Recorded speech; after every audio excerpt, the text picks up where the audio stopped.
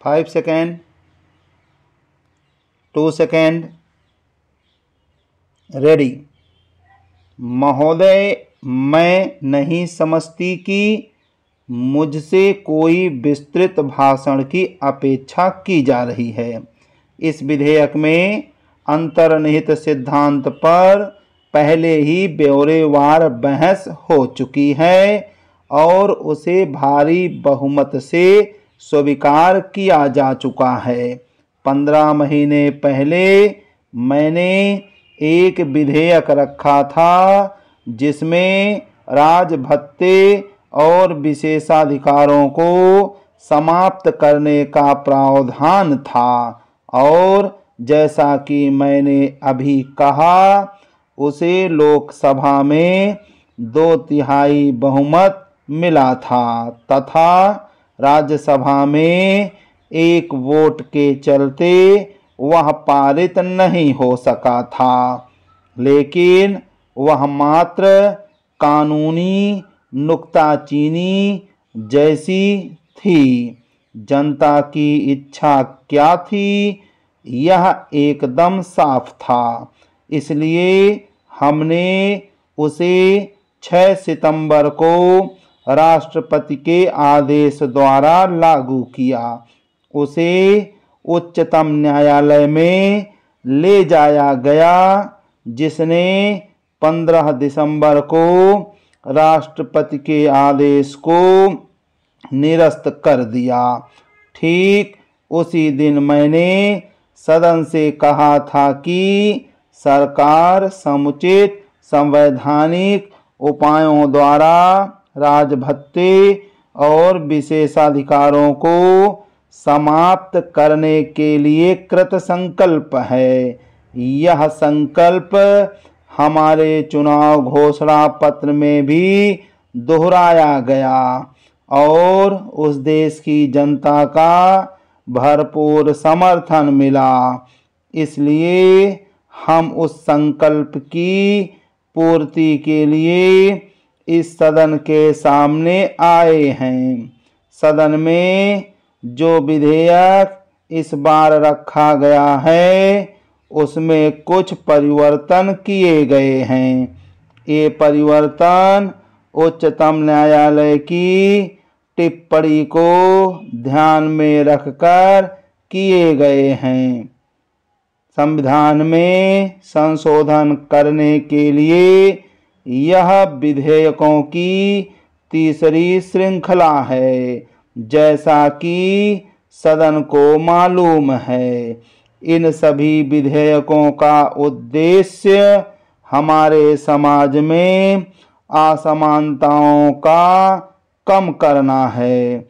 स्वतंत्रता के बाद से हम पुरानी असमानताओं और सामाजिक भेदभाव को एक एक करके दूर करते रहे हैं और समतामूलक समाज के निर्माण की दिशा में यह एक और कदम है। सदन को मालूम है कि विरासत में मिले दर्जे, कार्य या जिम्मेवारी से असंबद्ध विशेषाधिकारों तथा समुचित आधार के बिना ही प्राप्त छूट और सुविधाओं के विरुद्ध देश में तीव्र भावना पाई जाती है। हमने इस प्रकार की निहित स्वार्थ से संबद्ध बातों को समाप्त करने के लिए कई प्रकार से उपाय किए हैं। अन्यत्र जमींदारी प्रथा को समाप्त कर दिया गया है। व्यापारिक अधिपतियों की आर्थिक शक्ति पर अंकुश लगाया जा रहा है। इसलिए यह न्यायोचित है कि सामंती नरेशों से कहा जाए कि वे अपने विशेषाधिकार त्याग दें। महोदय, मुझे आशा है कि नरेश इसे ऐतिहासिक परिप्रेक्ष्य में देखेंगे। हमारे समाज में समतावादी प्रक्रिया चल रही है जो ऊंच नीच और वर्गगत भेदभाव को समाप्त कर रही है।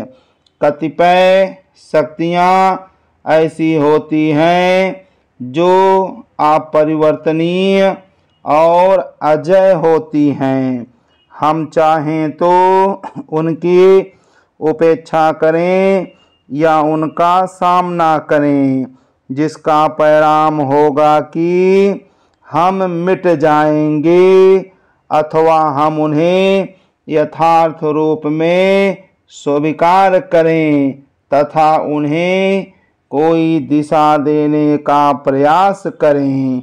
मुझे स्वीकार करना होगा कि बहुसंख्यक नरेशों ने दूरदर्शिता से काम लिया है और परिवर्तनों के साथ सामंजस्य स्थापित किया है, और मैं यह भी स्वीकार करूंगी कि उन्होंने देशभक्ति की भावना से स्वतंत्रता के बाद देश की राजनैतिक एकता को संभव बनाने में अपना योगदान दिया है।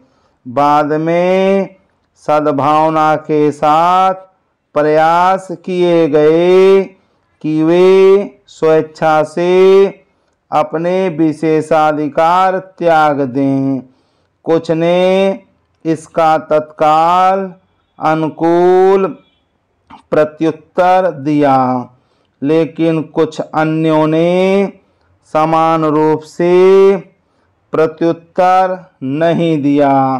वे इसका एहसास करने में असफल रहे कि जब किसी आगत क्षण का लाभ न उठाया जाए तो वह फिर लौटकर नहीं आता। मैं किसी को दोषी नहीं ठहरा रही हूँ। अगर यह समस्या बातचीत द्वारा हल हो जाती तो मुझे प्रसन्नता होती। कुछ बातचीत हुई भी थी, लेकिन हमारे और उनके विचारों में खाई इतनी चौड़ी थी कि कोई समान हल नहीं मिल पाया। फिर भी समाधान को अनिश्चित काल के लिए नहीं टाला जा सकता था। मैं फिर वही कहना चाहूँगी जो मैंने पहले कहा था कि किसी नरेश या जिस व्यवस्था के वे अंग हैं उसके विरुद्ध हमारे मन में कोई व्यक्तिगत द्वेष नहीं है। हमारा झगड़ा, अगर आप उसे झगड़ा ही कहना चाहें, तो एक ऐसी प्रथा के विरुद्ध है जिसकी कोई सार्थकता हमारे या किसी अन्य समाज में शेष नहीं रह गई है। हमारे देश में समान धर्मी लोगों के एक महान समुदाय का जन्म हो रहा है, और मैं नरेशों का आह्वान करती हूँ कि वे अतीत के प्राधिकारों की जकड़ से छूटकर इस समुदाय में शामिल हो जाएं।